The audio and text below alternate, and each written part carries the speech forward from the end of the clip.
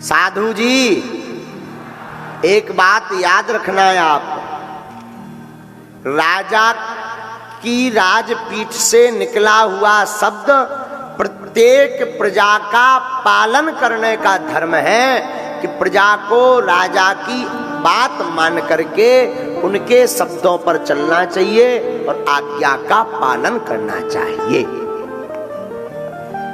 आप कहोगे महाराज राजा आतताई है, तो मौका मिलेगा राजा अपने आप नीचे गिरेगा। आतताई इस संसार में कोई नहीं बचा। बुरे कर्म का बुरा नतीजा नहीं विश्वास तो करके देख, जिन जिन ने यहां बुरे कर्म किए उनके जाकर घर तू देख। जो जैसा करेगा सो भोगना ही पड़ेगा। आज नहीं तो कल हम लोग सोचने लगते अरे अपन को क्या भोगना है। नहीं नहीं, ऐसा नहीं। जो जैसा करता है सो भोगता है। चतुराई सब जगह चल सकती, पर भगवान के सामने थोड़ी चतुराई चल सकती। भगवान तो भगवान है, चतुरता इनके सामने। और संसार में चतुरता दिखाओ, बहुत अच्छा है, पर प्रभु के सामने चतुरता नहीं चलती। इसलिए हम आपसे प्रार्थना करेंगे कि आप कितने भी बड़े बन जाओ, कितने भी उच्च पद पर पहुंच जाओ, पर याद रखना माता जी के सामने, पिताजी के सामने, गुरुजी के सामने छोटा बनकर के ही जीवन जीना।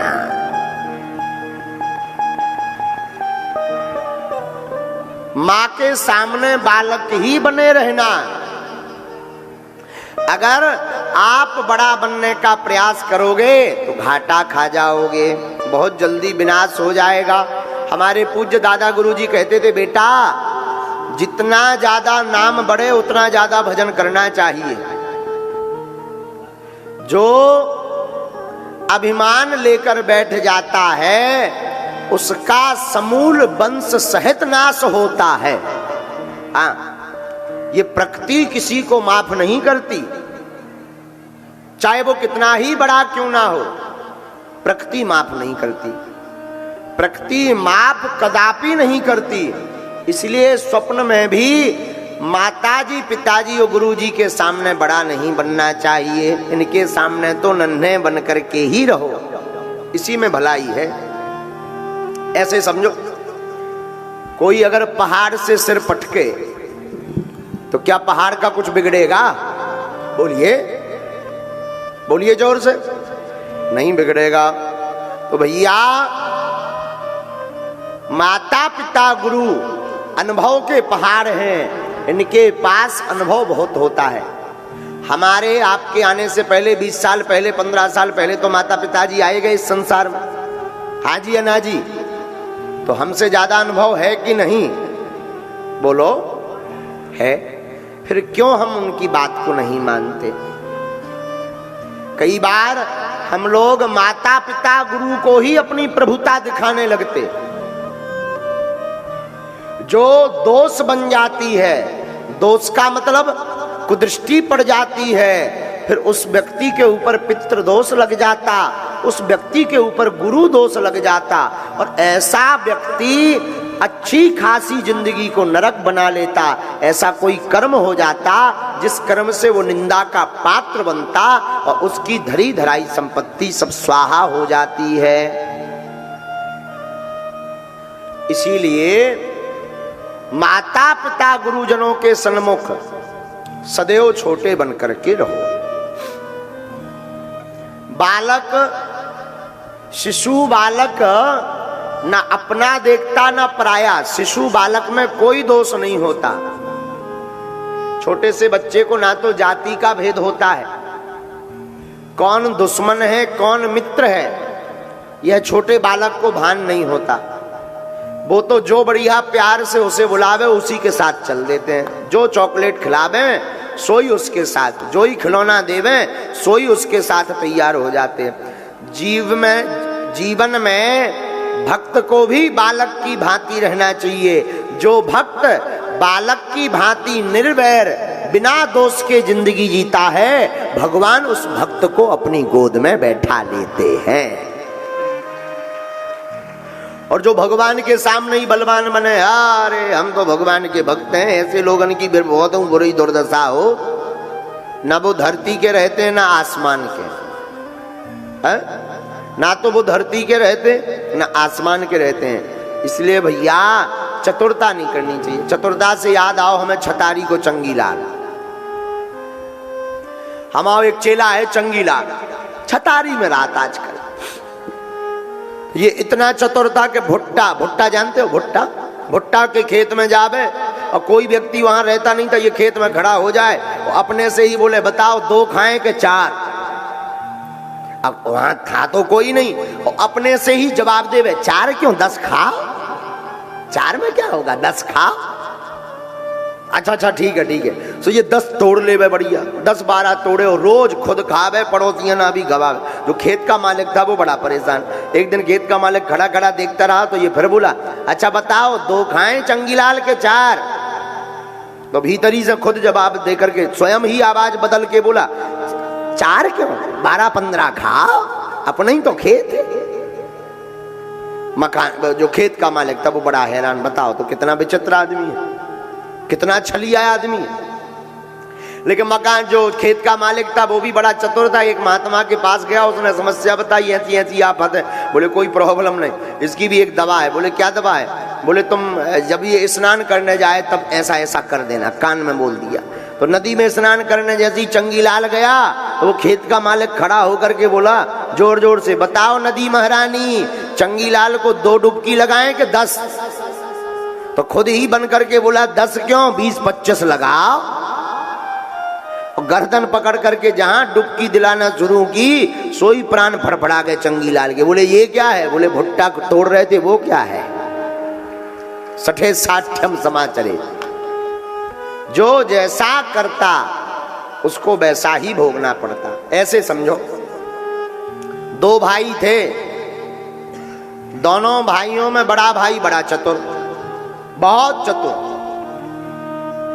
पिताजी मर गए, मरने के बाद पिताजी की संपत्ति सिर्फ 2 ही चीजें, एक कंबल एक भैंस, और तीसरा कुछ है ही नहीं।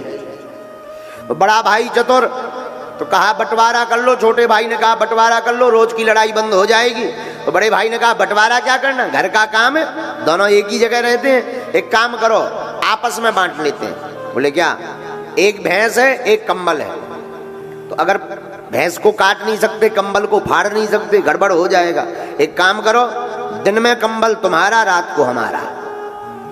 बड़े भाई ने बंटवारा किया। छोटा भाई था बेचारा भूला, बोला ठीक है। बोले सुनो आगे का हिस्सा भैंस का तुम्हारा, पीछे का हमारा। लो हो गया बंटवारा। आगे का हिस्सा तुम्हारा, पीछे का हमारा, हो गया बंटवारा। अब ये तो बड़ा हैरान। रात को बड़ा भाई तो बढ़िया ठंडियों में खूब दबाकर ओढ़कर सोवे।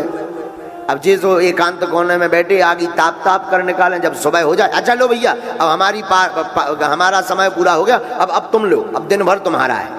अब दिन में कौन सोवे, बेचारा कंबल धरे रहे। और शाम होवे अच्छा ले आओ भाई अब तुम्हारा टाइम पूरा, अब लाओ। अब ऐसे ही भैंस में दिन भर चराए बेचारा, ये चारा ये डाले, भूसा ये डाले, भाई साहब दूध दबा के खावे और खावे वो बेचे। बड़ा हैरान। एक महात्मा जी मिले, उसने पूरी आफत बताई, महाराज ऐसा बंटवारा हो गया, अब बंटवारा से मुकर भी नहीं सकते, अब करें क्या, बचन के पक्के हैं। उसने कहा बचन हरा लिया था कि देखो अब बचन से मुकरना नहीं, तो बचन हार गए, अब करें क्या? महात्मा बोले उपाय है। क्या उपाय? तो कान में 2 मंत्र दे दिए। भाई ने सुबह जैसे ही कंबल दिया तो इसने लिया पानी में डाल दिया, दिन भर पानी में डाले रहा। शाम हुआ भाई बोला चलाओ भाई कंबल, अब तुम्हारा टाइम पूरा हो गया, अब हमारा शुरू। इसने कंबल पानी से निकाल के दे दिया, ले हो। भाई बोला ये क्या है? बोले कंबल है, कंबल। अरे ऐसा कैसे, पानी में क्यों डाला? बोले वाह हमारा कंबल, हमारा टाइम, हम कुछ भी करें दिन में, रात में तुम कुछ करो, तुम दूध में डालो, क्या प्रॉब्लम है? भाई ये दोनों अब रात भर आगी तापत भर निकालो। अब भाई सुबह भाई सो जैसे ही दूध लगावे बैठे सो इसने एक लट लो दबा के आगे की तरफ, तो एक लात घली भाई के सो थूतर बिखर गो। हाँ ये आगे का पूरा बिखर गया। 32 गिर गए, खून करे आओ, दूध गिर गाओ, खून उन निकलो पहुंचो। अब जो बोलो जो का है, बोले कुछ नहीं भैंस है। नहीं भैंस तो है, लेकिन ये क्या है नाटक? कोई नाटक नहीं, पीछे का भाग तुम्हारा है, आगे का हमारा है। पीछे तुम कुछ करो, आगे हम भी कुछ भी करें, क्या लेना देना तुमको? भाई समझ गो के जो गुरु बन गो, तो ही हाथ जोड़ के बोलो भैया अब आधे आधे में काम चलाओ। एक काम करो, आधो दूध तुम पाओ, आधो हम पावी, आधो चारा हम खिलावी, आधो तुम खिलाइयो। ऐसे ही कंबल में एक काम करो, आधी रात तक हम सोएंगे, आधी रात तक तुम सोना कंबल में। बोल अब ठीक है। हाँ, इसको कहते हैं सठे साठ्यम समाचरित, जैसे को तैसा। ये पृथ्वी कैसी है? चपटी क्या गोल?